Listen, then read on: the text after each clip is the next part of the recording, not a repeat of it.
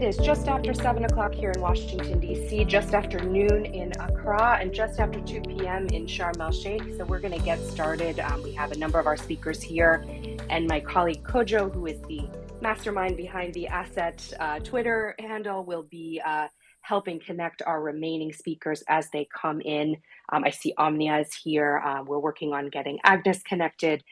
So we'll get started and welcome our other speakers as we go.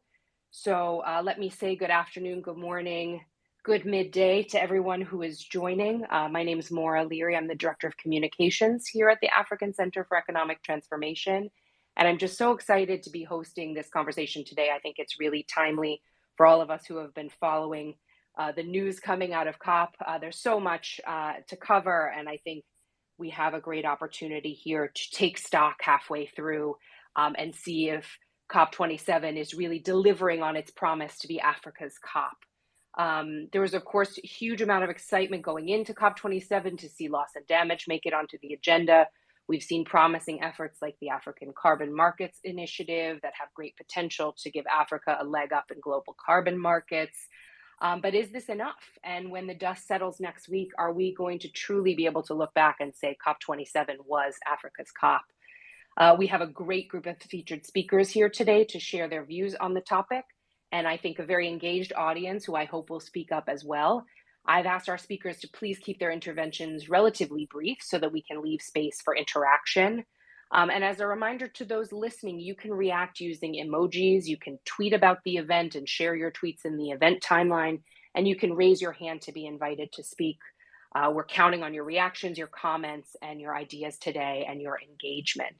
So I want to get straight to it and get this conversation started, what we're all here for. So my first question is going to go to Boholo Kenewendo, who's the UN High-Level Climate Champions Africa Director, Senior Advisor, and a board member here at Asset. So Boholo, first question goes to you, and I'd love to hear from your vantage point, really sitting at the heart of COP27.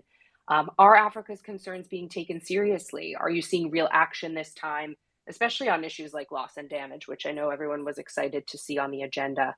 And would you say so far this is delivering as Africa's COP?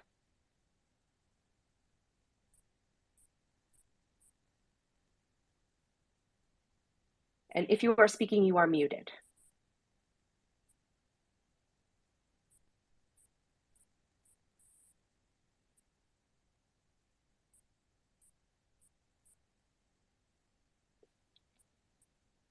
Boholo, are you there?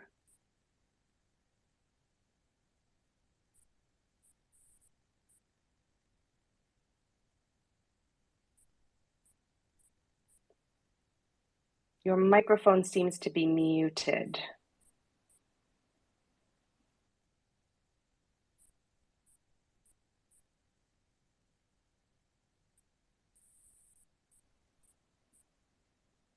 Boholo, can you hear us?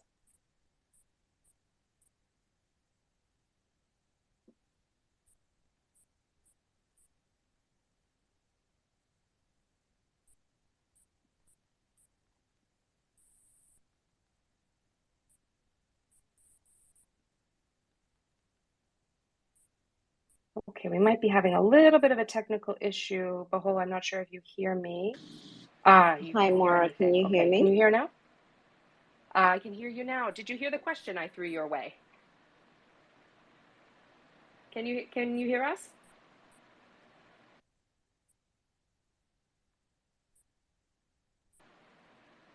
Hold on while we work this out.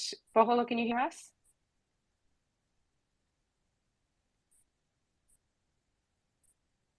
Okay, so we're working out some microphone issues. Let me see if we've been able to connect a couple of our other speakers. As usual, technical issues always come into play in these things. Hold on, right, 1 second. All right, so we're going to move to another speaker for now, and then Boholo will come right back to you. I don't think Agnes is connected yet. So, Omnia, I think you are connected. Can I test your microphone? Yeah. Would you mind speaking? Can you hear me? We can hear you. Yay. Wonderful. All right, so So I'm going to come to you while others are getting their microphones sorted out. And sorry for the little blips here.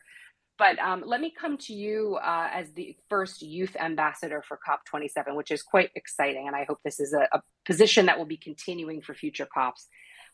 Do you think, from your perspective, that the voices of young people from Africa are truly being taken into account in these deliberations? And what would you want to see at COP28 to improve on what's been happening this year?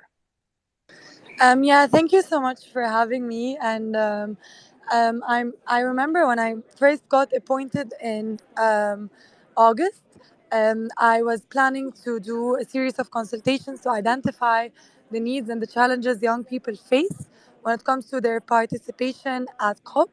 The first consultation I held was in Africa Climate Week in Gabon, where I had over 100 African youth.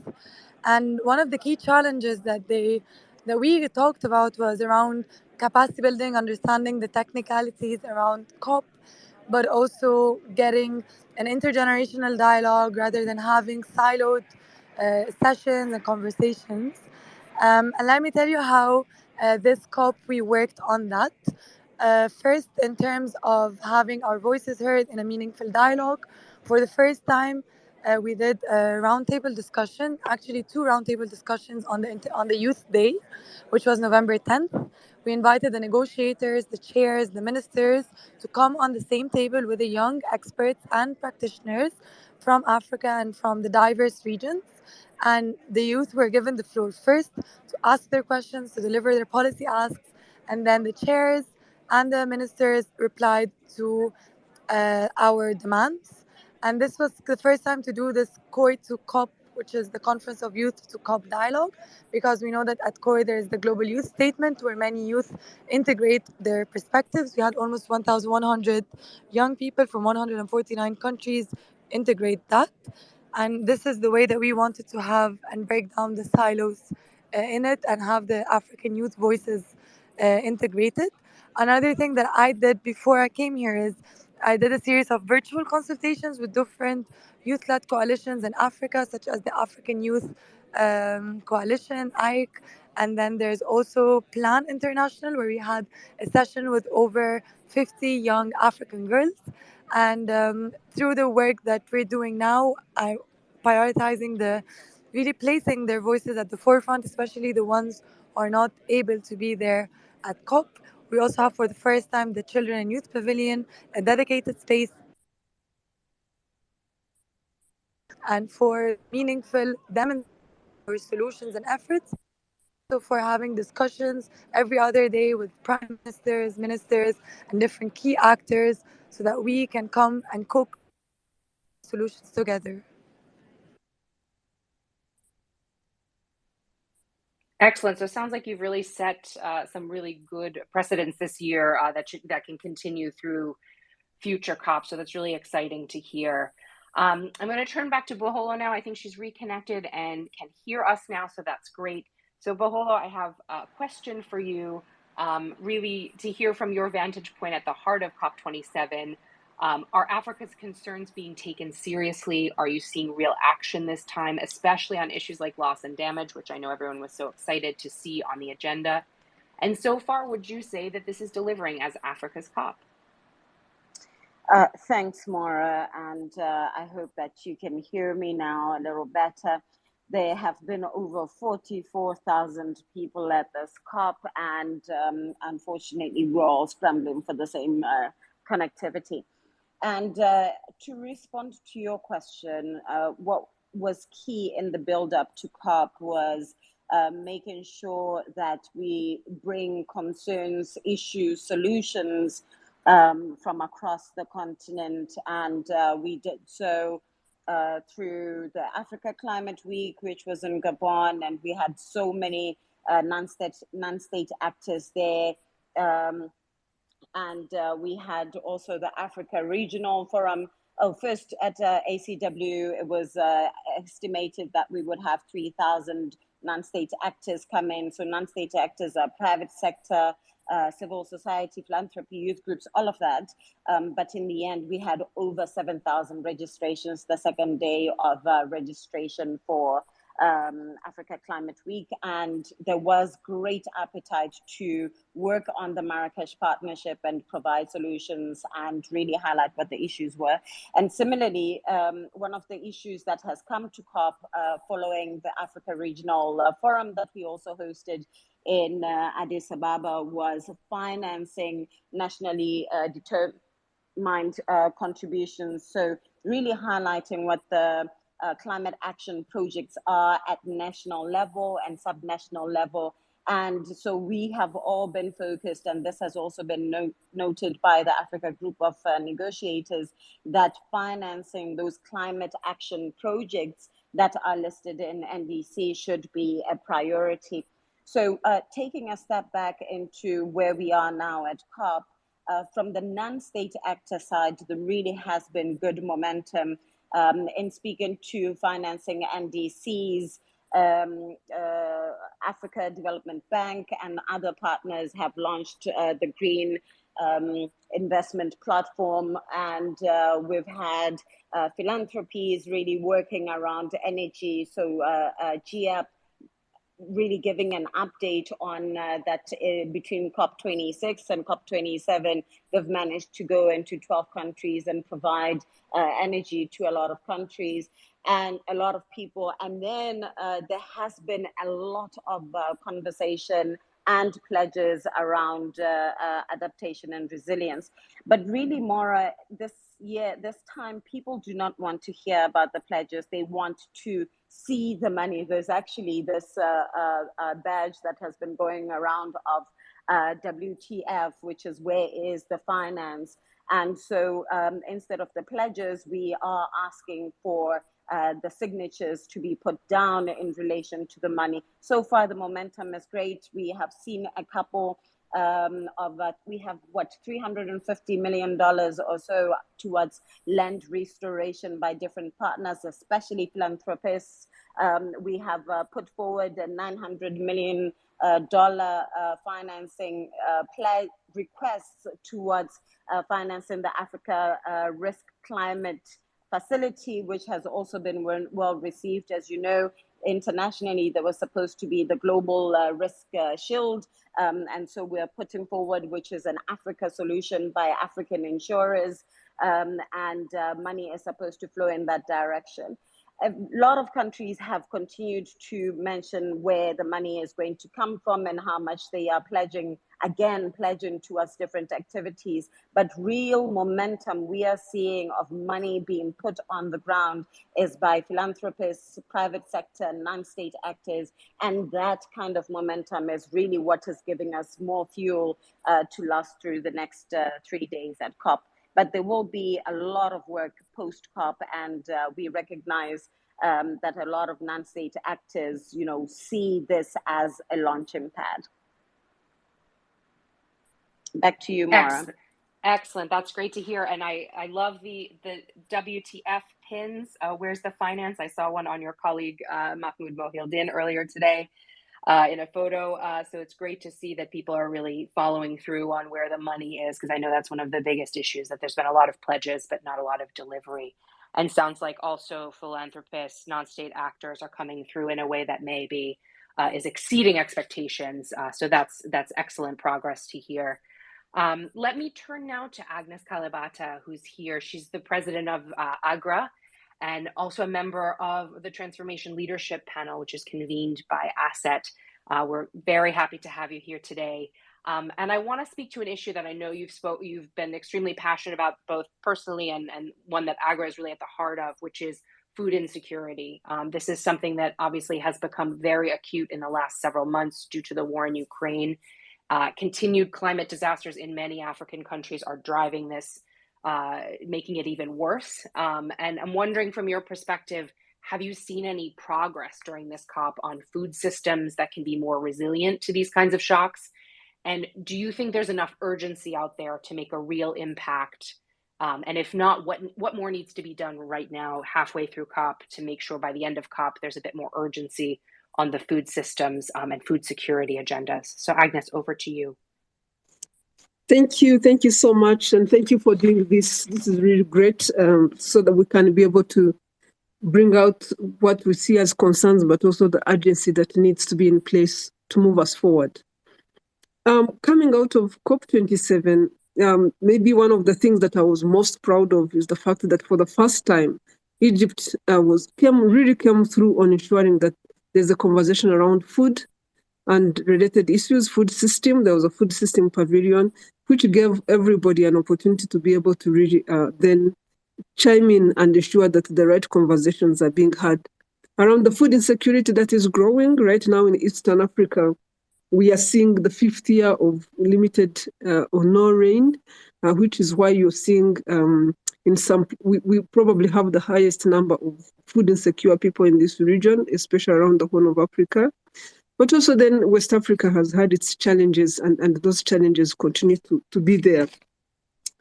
I guess for Africa, if you ask me, coming out of COP27, one of the things that really, really can't get out of my mind is the lack of urgency when it comes to the fact that we might exceed 1.5 degrees.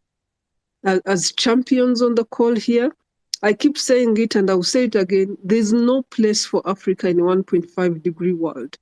When we started talking about climate change, when we all started being aware about climate change a while ago, we had all the things that made us think that climate change was way in the future. Today, we know that climate change is an everyday nightmare for everyone. So for me, if we don't fix this question of we cannot afford a world that exceeds 1.5 degrees, I think as an African continent, we need to be thinking of a plan B. So what does a plan B look like for an African continent? A plan B would be that we start finding solutions within ourselves. I'm a little bit frustrated. The world is not coming through the way it should. So are we going to let our people start dropping left and right because the world is not coming through, because people are going back to coal? Or we are going to start thinking about a plan B that allows us to survive this? And there are things within our means that we can do. We can start thinking about how do we recapture our rain? I say it very simply, but it's possible. If we planted and planted and planted more trees, we might mitigate and be able to manage the kind of ferocity of drought that comes towards us. If we think about how to regenerate our soils, we might just be able to build enough carbon in the soil to hold enough water to give us a crop. I mean, if we think about how we reduce post-harvest losses with what we produce, we might just be able to get another crop for the next season. So I want to believe that as Africans, we have things we can start doing and doubling down on those, while at the same time really putting significant pressure on the world to come through on adaptation, but more importantly, on mitigation. Adaptation is dealing with the challenges of today, and that's why I'm saying let's deal with them, but we need to stay within 1.5 degrees. Now, in terms of what I saw, I chaired, I moderated a session of heads of state on food security. And in that session, what I saw was that we have a number of African heads of state that are committed to ensuring that they deal with the question of lack of fertilizers on the continent. 3 countries, I think it is Kenya, Namibia, and Ethiopia, committed to investing in hydrogen fertilizers. We did see, like the earlier speaker talked about, philanthropy coming through in that meeting. Bill and Melinda Gates Foundation committed $1.4 billion towards adaptation. We did see IFC commit to about $16 billion towards adaptation. And we did see a number of countries, I think Sweden, Ireland, and the Netherlands, recommit to this agenda. In a way, you felt like there was real interest to do something about what is going on, but I just felt like it was not strong enough, given, again, the warnings we are getting from the IPCC reports that what is coming our way is going to be really, really tough. And because we are already living on the equator here in Africa, we are already living through that. So my take is, we got the food systems on the agenda in COP27. We will get it on the agenda in COP28, but we need stronger commitments to come through for people who are already struggling. And we can find solutions among ourselves as a continent, from within ourselves as a continent, even as we push the rest of the world to come through on their commitments. Thank you so much. Agnes, thank you so much. And I think those are great points on not waiting for the rest of the world to step up, but also finding some of these, what sound like relatively simple solutions, probably low cost solutions that can start helping with the problem today and mitigate some of that concern of moving towards 1.5 degrees. Really good points. And I hope this urgency keeps up, and we will count on you, and you can count on us to help support that agenda absolutely going forward.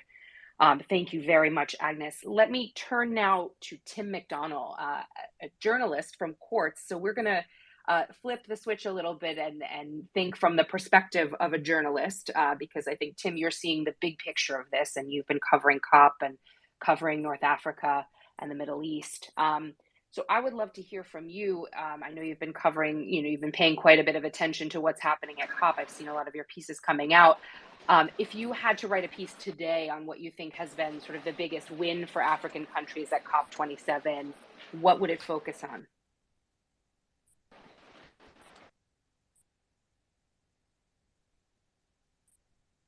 Tim, are you there?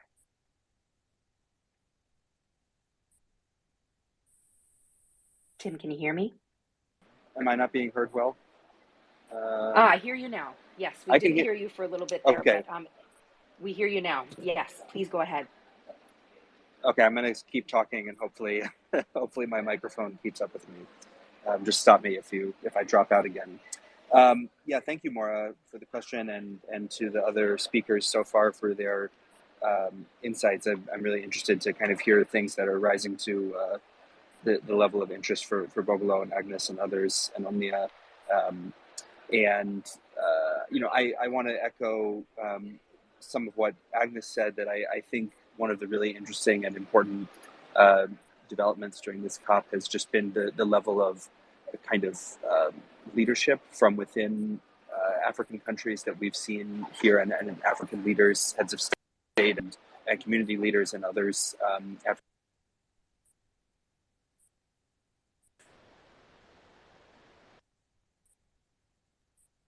And all running those. So Bogolo was, we mentioned before the African Carbon Markets Initiative, and which I think is a really interesting one to keep track of, and kind of one where this is a sort of climate finance solution to originate and connecting into the kind of global, the net zero plans of Western companies in the US and Europe. And so I think, following what that looks like will be really, really interesting.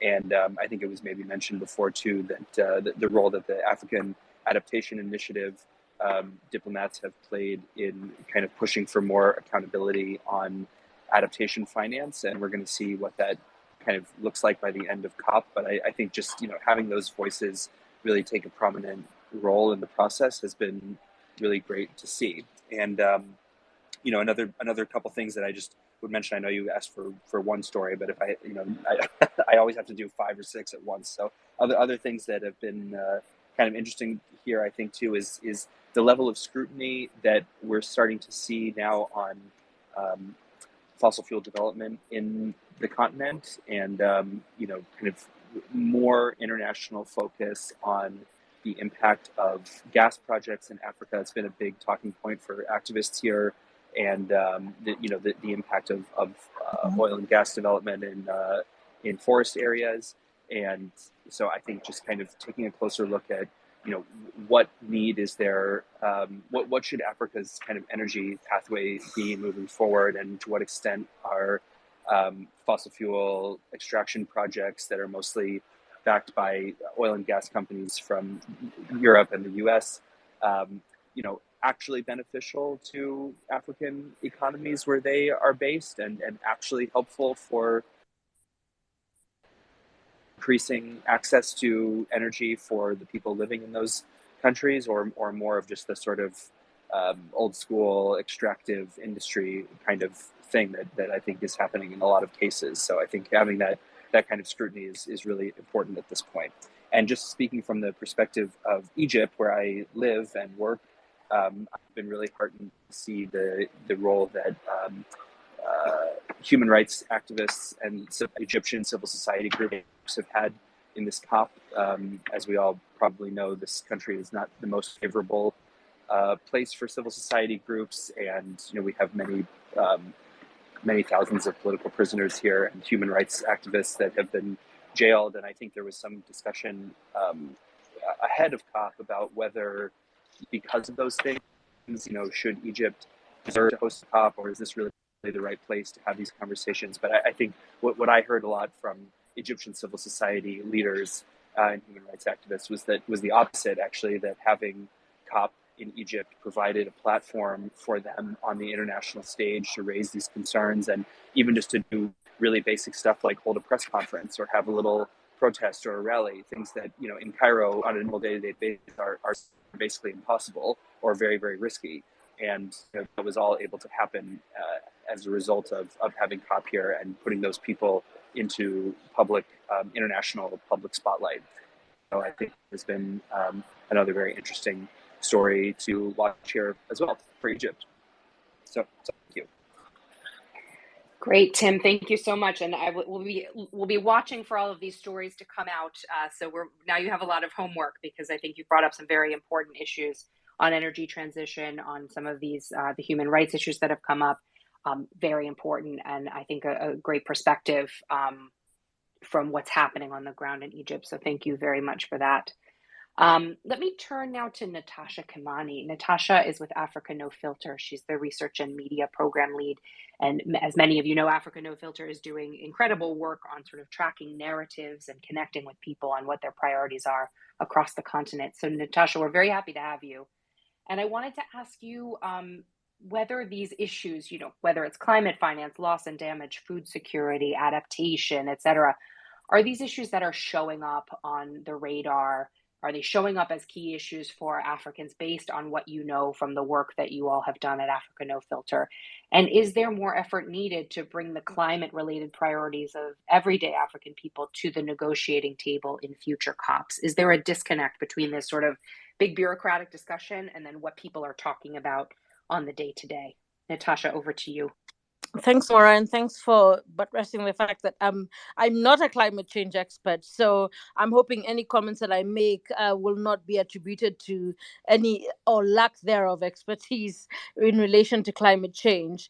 But on the focus of narratives, the first question then I would like to ask us is because COP was in Africa, but was that just a change in location, or was there impact? Did it actually represent what climate justice meant to the public and Africans as a whole? And when we think about what climate change means and Africa's COP, what do those words mean? Because narrative matters. Opinions inform beliefs, beliefs inform actions, and actions inform investment, program developments, and interventions on climate change in Africa. And I'd like to give one example based off of the initial analysis we've done on COP. A lot of developing countries and African countries especially were demanding for loss and damage finance facility. And I wonder how many of these conversations were actually heard and amplified, as opposed to the major focus around the global shield. And was this actually responding to the needs of vulnerable people in African countries? So the first question I'll ask us when we think about narratives, are we actually centering the voices, opinions, and thoughts of Africans? Or are we imposing and assuming there's a lack of agency and lack of involvement? Our initial research carried out between 2021 and 2022 shows that a majority of the conversations that are taking place around climate change do not center African voices. In fact, the face of climate change in Africa is not an African. It is Greta. And that there is problematic. the people who are leading the conversations and programs and investments around climate change are not the people who should be the center of these conversations. And then, Maura, that brings us back to the question: then how can we shift that? There is an assumption that these conversations are not taking place within the continent, and our research actually proves different, that there's a lot of work taking place, especially at the grassroots level. It may not be framed in the narrative or language that a lot of climate change experts understand or work with, but it is taking place.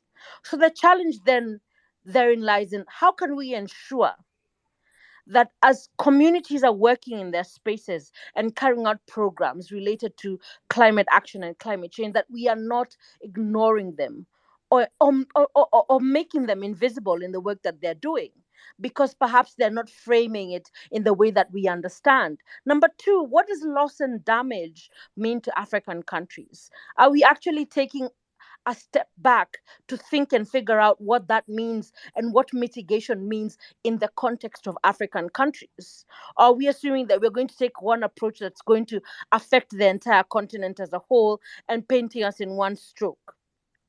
So these are some of the things as Africa No Filter we are hoping will take center stage as we continue these conversations outside and beyond COP. How do we ensure that we are centering and framing African voices and reflecting their everyday experiences? How do we ensure that the narrative is focused on young African voices, on the things that are affecting their lives? And how do we ensure that we flip the narrative to ensure that Africans are not viewed as lacking agency or needing salvation, but people who are very aware of what they need, especially when it comes to loss and damage finance? How do we ensure that we're developing programs in a way that will understand and reflect what they need, and that actually help the affected people to recover from climate impact? So these are just the beginnings. These are some of the initial thoughts I want us to think through as we have these conversations around Africa's COP. What does that even mean? Is it because COP was in Africa that we think it's an African COP? Or is it just simply a change in location? Natasha, great points. Thank you very much. I think this question of are we centering the opinions of Africans or are we imposing priorities is a really important one. And sort of what does Africa's COP really mean? I think some of it has come from the location, but certainly the hope was that also these priorities would be reflected. So I think these are good points to bring up, and hoping we can do more to help make that connection between some of the opinions that you all are finding from the research that you're doing and some of the advocacy that's happening at the global level. So thank you very much for this. Speaking of advocacy, I want to turn to Margaret Imprem from the Youth Climate Council Ghana. You've been leading a coalition of Ghanaian young people around climate change. You're at COP representing the voices of yourself and your colleagues. What were some of the asks going into COP27 that you had, and have those demands been met from what you've seen? Over to you, Margaret. Thank you so much, Maura, and thank you for everyone who has just spoken. I must say that I can relate to a lot of things, particularly seeing that this COP is a launch pad for greater action. And I'm both happy and not too happy, and I would explain why. So, with respect to the youth demand, so the first thing that the youth wanted was participation, representation at COP. And I must say that that has been greatly achieved, because there was a lot of participation across board. And even with the Youth Climate Council not really being a movement for Ghanaian youth, but really looking at a space to bring collaboration in various aspects of the globe, because we realize that collaboration is one thing that has been a big issue. And aside from participation, one thing that the youth had always wanted, particularly from Ghana and even beyond, has been having direct access to the government. And I must say that at this year's COP, I mean last year's COP as well, this year's COP has been more and heightened, where we've had these parliamentarians and other government stakeholders, very easily, accessible to the youth, and that is something that we're all excited about. Very commendable. Where if you have any pitch, you could just speak to them. They listen to you and everything. However, the part that makes me not happy is that even though with even respect to loss and damage being an issue that has been spoken and everything, we managed to get some youth to be trainees. So there was a training program back at home in Ghana where the youth would have understanding about the negotiations, because you cannot really support something, fight for something without really knowing how it goes. So we managed to do that, and I, for one, have been following loss and damage, and there has not really been any progress in terms of conclusion, because I mean, not everyone is in support with loss and damage. I mean, Africa is in support, but not everyone around the globe is in support with loss and damage. So I mean, that's one thing that's not making me so happy. But the other part is, in as much as these government stakeholders um, hear the voices of the youth, the concern that has always remained unsaid in Ghana and beyond has been the consideration or even heeding the voice of the youth by these government stakeholders. So I'm very happy about this year's theme, Together for Implementation. I think our demand is rather post COP. And I won't say that it hasn't been met yet. All I would say that we are looking for it to be met, because there are a lot of things that the youth are doing, expertise and a lot of ideas, youth-led solutions that are existing, that these youth who are the victims, are the creators of the solutions. And we find ourselves in positions where the government will come to us, listen to us, and take our views because we're the youth, and by protocol, the government will have to listen to us.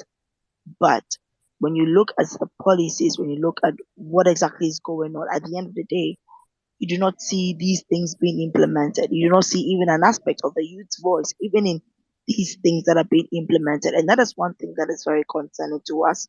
So for us, one thing we're looking forward to is more post-COP, seeing that whatever thing has been agreed here at COP could be implemented. I mean, I'm very happy that there is a youth pavilion. I'm very happy there is a big representation of the youth.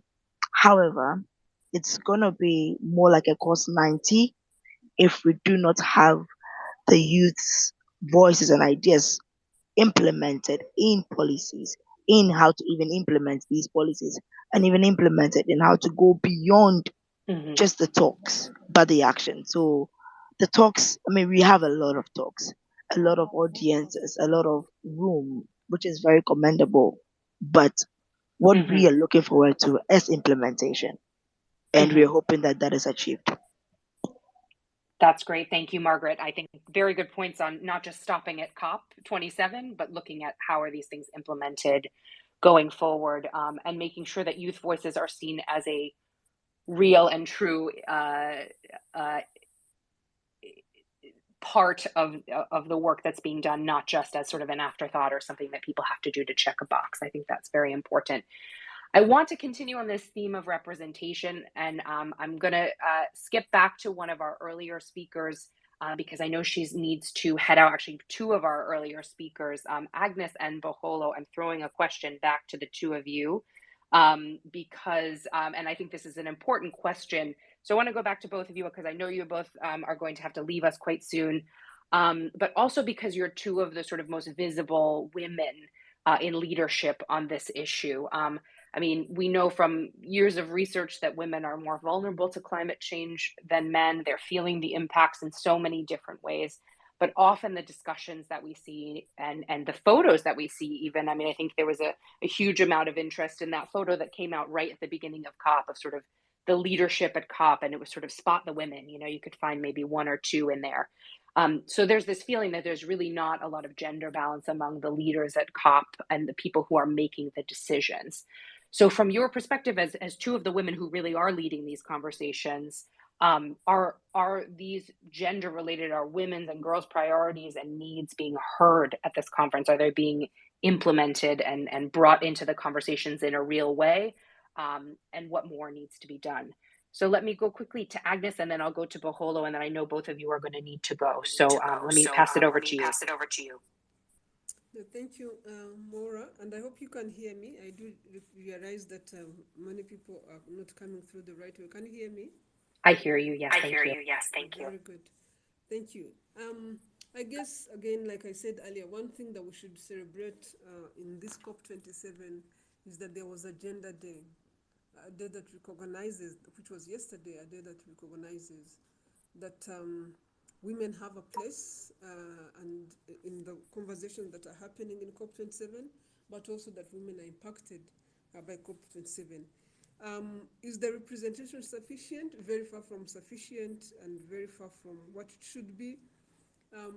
Really, given that, for example, in the agriculture sector, we still have a huge percent of the food that we consume is produced by women, especially in sub-Saharan Africa. So sometimes it's interesting that we have all these ways of doing business, and when it comes to real life, women are missing in action or not given the right voice. In terms of what could be different or what many of us are expecting, given as we provide these spaces, is really just making sure that it's not, that there's an opportunity for women to be present in places of leadership, in places of conversations, that equity actually does come through in a meaningful way, that participation and voice are strong enough to allow women to voice how many of the decisions we are taking or failing to take are impacting them. So I think this is an extremely important issue that we need to consider. Then we live in a world where we are thinking about different types of transitions. And one of the things I keep talking about, transitions are not just in energy. Transitions are in how a family thinks about feeding its children in a declining capability to produce the right food they should be having. So how do these transitions, how do these families to transition? What type of food should they be thinking about? What type of livelihoods should they be thinking about? I mean, just putting in place ways to help families cope, and women especially cope, with the added burden of climate change, with the added expectation on their time and energy. I think this is an area that is not discussed enough when we talk about the type of transitions that should happen. And then, of course, providing support. Yesterday we had a meeting, a webinar here at AGRA, which is anchored around our Value for Her initiative, which initiative we put in place so that we can create a platform that allows women businesses to come together and give them an opportunity to share information, but also give us an opportunity to understand the best way to support them. We need to support women to come through the most way they can in terms of skills, in terms of businesses, and in terms of what they do as caregivers, and what they do as mothers, and what they do as people that are leaders in different places in our organizations. So I just feel that if we paid attention to some of these things and tried to understand that the added burden of climate change, the inclusivity, the lack of inclusion or the exclusion it has put in the midst of our system because of pressures on our food, pressures on our environment, is adding even so much more pressure on women. And being able to be very intentional when we are designing programs that impact women and society, and just be sure that we are being that paying that extra attention. So, for example, my institution this year took on a strategy that is gender focused, because we do understand and do realize that we actually have a lot of issues around women who haven't paid attention to, that they are not, their yields are lower, and that they're still producing as much food, expected to produce as much food as they were producing before. And that we are not doing enough research in crops that affect women, or in crops that women care about, or that want to feed to their families, or in crops that they find themselves working in. So I think for me, the issue is, yes, it's a good start to have a Gender Day at COP27, but we must address these issues and ensure that solutions are becoming available and they're implementable. So thank you. Excellent. Thank you, Agnes, very much. Baholo, I want to turn to you on this question of sort of leadership and making sure that the gender related concerns are coming through. Your views on this? So one, yes, the family picture didn't have any women, or there were one or two in that COP27 family picture, which in itself is an issue. And we need to address women leadership at the highest level. It goes back to countries that there should be election of women MPs, presidents, and prime ministers, and so forth. But I can tell you that from the holes in the blue zone, there are so many more women. I particularly, like somebody yesterday highlighted, that you may have not seen us on the family picture, but you better believe that we are the ones driving climate action, and we are here putting pressure points and inflicting pressure for change. And I liked that positivity and showing that, women are at the heart of change and climate action. That said, I think yesterday was Water and Gender Day. There was the launch of Gender Day and a lot of talk around what needs to happen, centering women and children in climate action and climate responsive policies. But other than on Gender Day, I think there was very little talk of centering women around issues of nature, food, and so forth. And we know that you cannot really run away from centering women, but if it is not a very strong central theme, then we feel that there is certainly a lot more that needs to be done. And it shouldn't be a by the way conversation, or we're going to leave it for Gender Day type of conversation. So one of the things that we really wanted to strengthen was, particularly on Finance Day, that there is clarity that we need gender lens investment and that we need gender lens financing. So that theme was prominent on Finance Day, and a few trickles here and there. But I think as we focus on gender-centered policies and financing, we really need to think about this future of the future of policy strategies and financing, that they are not just gender aware, but they are gender responsive. And most importantly, and I think this is to Agnes's point of how we live in a 1.5 degree future, that our policies need to be transformative. They need to be gender transformative, because the world we're going to be in will not be the world that we are currently experiencing. And to that point by Agnes of how is the continent preparing itself for this 1.5 degree future, I really thought it was important that I highlight, Agnes, some of the ways that Africa has shown up. And I know I'm being very general, but those traces of how Africa has shown up in COP27. One, I spoke earlier about the Africa Climate Risk Climate Risk Facility, and this is by African insurance sector, with over 85 signatories that recognize the insurance sector's triple role in climate mitigation and adaptation, and recognizing that they're risk managers, risk carriers, and investors.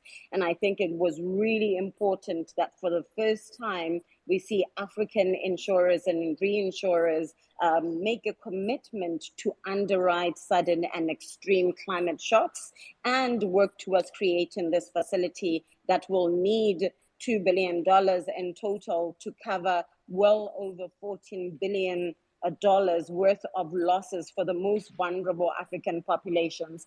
And we state that one because to the point of loss and damage that was brought earlier, one of the issues is the lack of early warning detection systems in the continent. And this risk facility will deal with the building up early warning systems in the continent, but also work on early response systems within the continent to really ensure that any economic gains that we have to this point are not lost, and there's no economic scarring due to slow responses to the shocks that we know we will have as we become more vulnerable to climate shocks. And then secondly, we've seen also a landmark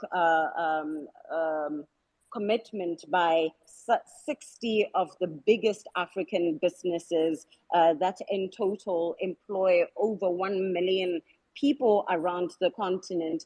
And they've done this through what is called the Africa Business Leaders Coalition. And they're making commitments and key actions in meeting the Paris Agreement and supporting Africa's just transition towards a 1.5-degree future, and making commitments around building a thriving continent rooted in a resilient, green and competitive economy. So they are making financial and business commitments towards financing adaptation and resilience in the continent, financing education and human development in order to, deal with charting a green development pathway for the continent, and then creating jobs in a green environment and green industries. So that is over 60 of the biggest businesses in the continent. And then lastly, while there are so many others, I think the last one I want to mention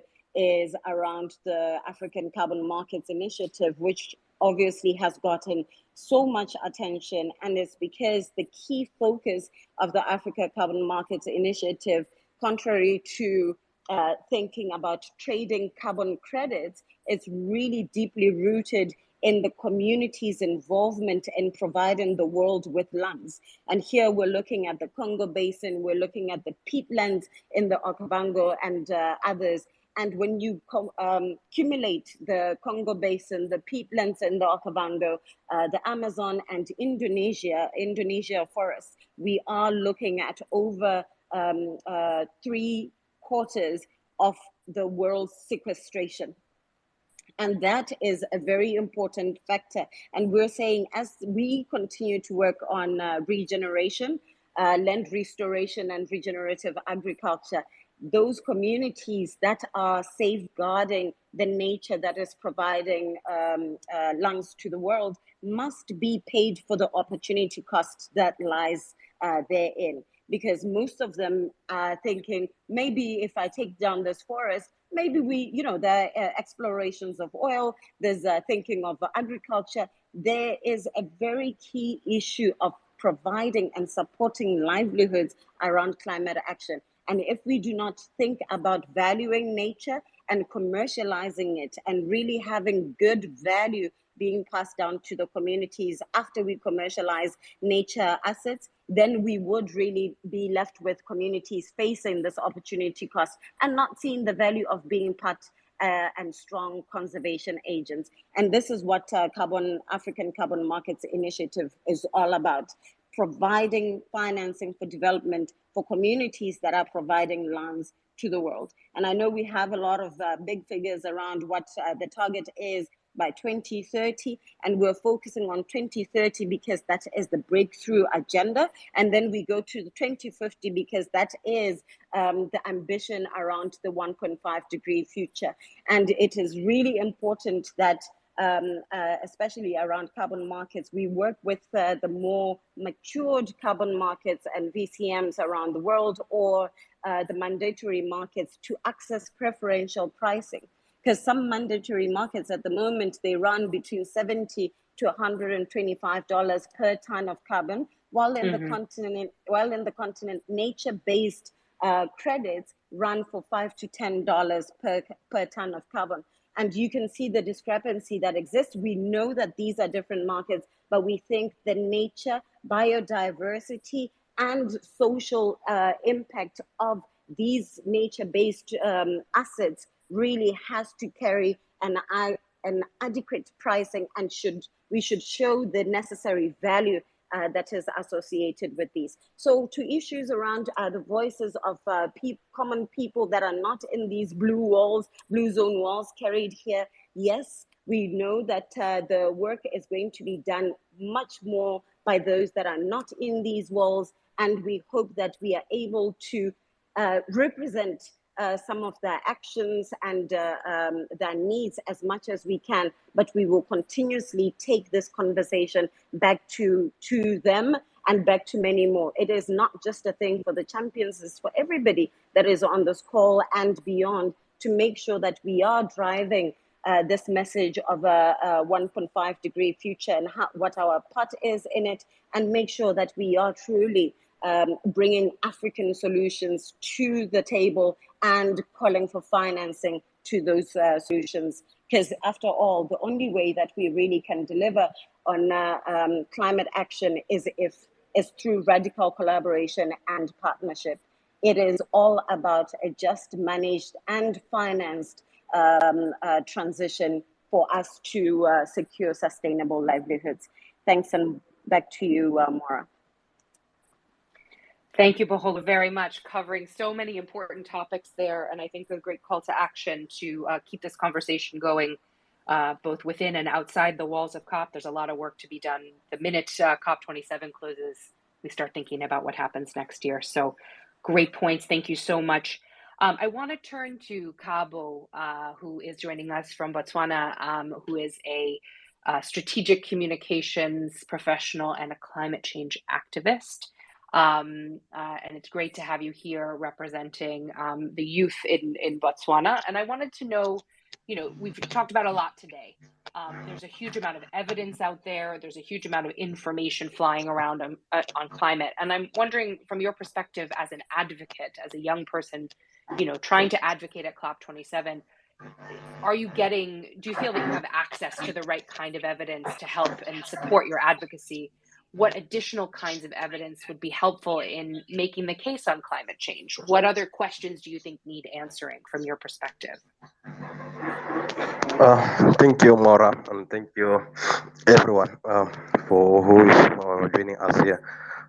Am I audible enough? We hear you. Thanks. Okay. The first thing that we have to acknowledge is that it is very difficult to be the last speaker after all the speakers has spoken. It's a little pressure. Don't worry, you're not the last. You have one more after you, so don't worry. Pressure Okay. is off. Yeah, but because they have spoken a lot, especially Natasha, Margaret, Boholo, they have touched on important notes that we wanted to highlight, especially on policies and notes that we have from COP27. I feel like these notes and policies, there are good policies and there are good notes that we are taking from there. But my own worry to the youth is, as youth people, as youth, our worry is, are these policies going to be implemented, or I say, this the next COP28, are we going to have the same talks? Are we going to have the same conferences talking one and same thing without implementation? Like we are saying that this COP, we need to be an implementation COP. So we have to be able to implement these policies, because there are good policies in the book. But is it possible for us to implement it? I will say yes, it is possible, but it comes from the heart, or it comes from within. Do we have the right capacity to implement these policies? And the next thing is, do we have, from the notes that we want to know that this COP is an African COP, if we say it, but like Natasha has said, there are a lot of questions that we need to answer and we need to ask ourselves, because it's not only about the continent, but it's about us as Africans. How do we see it? Is it fit? Does it talk or reflect back to our continent? Do we have the right capacity to voice out as the youth to the same questions that everyone is raising? And the next issue is about, as the youth, we have, I think right now, we have the right platform, because leaders are now open for us to hear what we want to say, even though some will open for us to, in a way of talking about what they want to hear from us in terms of policy making, but they will never, we have a problem of them not taking those notes or those important points that we have. So we want them to answer us and give us the opportunity and also to implement the policy that we have, because we cannot imagine a future that is going to be destroyed without us, because we as the youth, we are the one who's going to be affected by this, as we are already affected by this. Uh, the next issue is on points like loss and damage. We have had enough, or it's not enough, but we have had more of loss and damage going to this COP. We have there is a history of loss and damage from previous COPs, but as it was a remarkable point for it to be in the agenda for this year's COP. But what we want to ask, looking at the history, is it going to be possible for countries to commit or to implement their commitments to loss and damage? These are some questions we ask ourselves. Are we going to have a sustainable regenerative agriculture? We have issues of water and health. Are we going to, during loss and damage, we need to have accessible to clean water? Will it be possible? Is it possible for that? We have issues of healthy. Do we have the right resources for a good healthy in terms of the future that we cannot imagine right now? Towards 2030, towards 2050, because these are the points that we are racing towards those margins. Do we have with regenerative agriculture? Yes, it's possible, but what other more points do we have that makes it to be more of a good context that we can take as the youth and speak it out, act it out? Because usually we can speak it out, but acting it out is always the problem. That's why. So we want this at least to Omni. We have now a COP. We have now the youth coalition that is taking our voices and hearing our voices going to us. It's a step forward. So as the youth, how are we going? We need to be more of being a collective, not being. We need to be a collective. We need to be unified, not everyone holding their views there and there. We need to be one and be a collective towards the ensuring that our future is safe. I think that's what I would say for now. No, I think that last point is really well taken, that there's a lot of strength in being together and being a collective rather than everyone going with individual asks. So that work towards sort of creating this youth platform hopefully can help move that forward. Really excellent points, Cabo. Thank you so much. Seeing youth as not just inputs, but also implementers of this climate future. So how can youth be bringing their voices to the table, but also be helping implement some of these solutions? Because after all, it is your future that we're talking about. So very important. So I want to come to our last speaker of the day, last but certainly not least, and that is John Asafuaje from ASSET, our own John Asafuaje, who leads our climate work in our research team. John, so much has come up today, so many great ideas about from agriculture to carbon markets to implementation. And one question that comes up then is finance. So in climate finance specifically, and this is something you've been looking into very deeply. You've just recently written a very helpful policy brief showing that really Africa has not unlocked nearly enough climate finance to pay for some of these priorities that have come up, especially for adaptation, which is very important. Can you share some of what you learned in that research and what you think can be done to improve this? And is this issue adequately on the agenda at COP27? Over to you, John. Thank you, Maura. Can you hear me? I hear you, yes. Oh, thanks. So a lot have been said, a lot has happened so far at COP. And let me just quickly run through it. Some of these have been mentioned. So Bogoro mentioned the African Carbon Market Initiative. You also mentioned the inclusion of loss and damage on the agenda. And philanthropists have come on board. The latest big one, which was announced yesterday, was the Just Energy Transition Investment Plan. So this covers all the steps to increase clean energy. support green industries, and also promote just energy transition. So I think that's a big win. But Maura, if you look at all these things so far, they're all leaning towards mitigation. So the carbon markets or its mitigation, the jet. So it's all climate finance.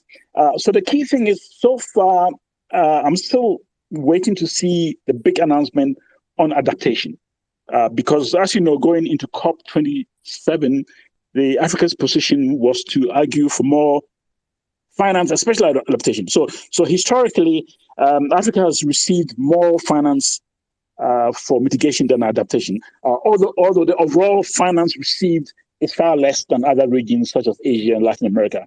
But then the AGN, African Group of Negotiators, have been pushing for a 50-50 split between adaptation and mitigation. So I'm still waiting to hear that big announcement. So hopefully we'll hear it before the end of the week. Because, as speakers have already said, the adaptation is very important. The rich countries seem to like funding mitigation, maybe because the results are very easy to see. You can count how many megawatts of solar panels have been installed and how much carbon has been removed. So that's probably good for them. Whilst with adaptation, it's all to do with human factors which are hard to quantify what the gains are or what the outcomes would be. But that is very much needed. Based on what we've seen in the past 2 or 3 years with all the climate-related extreme events such as floods, insect infestations, cyclones, and so forth. So the big question is really what can be done to improve climate finance? And so the question that you ask, is it adequately being addressed? So far, maybe not so much in the area of adaptation. But what can we do about it? Well, I think we at COP27 we need to unlock the climate finance for adaptation. That is already available, because the research that we did shows that the ratio of disbursements over the past 10 years, ratio of disbursements to commitments has been very low for Africa. So, for example, it's about 53% for mitigation, and it's about 46% for adaptation. So, in other words, the commitments are less than the disbursements are less than 50% of commitments as far as Africa is concerned. So, this is something that can be addressed in terms of holding the rich countries to their commitments and making sure that what they've already, and I'm not even talking about the 100 billion, right? Because this is what they've committed already. In past. So this is quite separate from the 100 billion. So that needs to be released.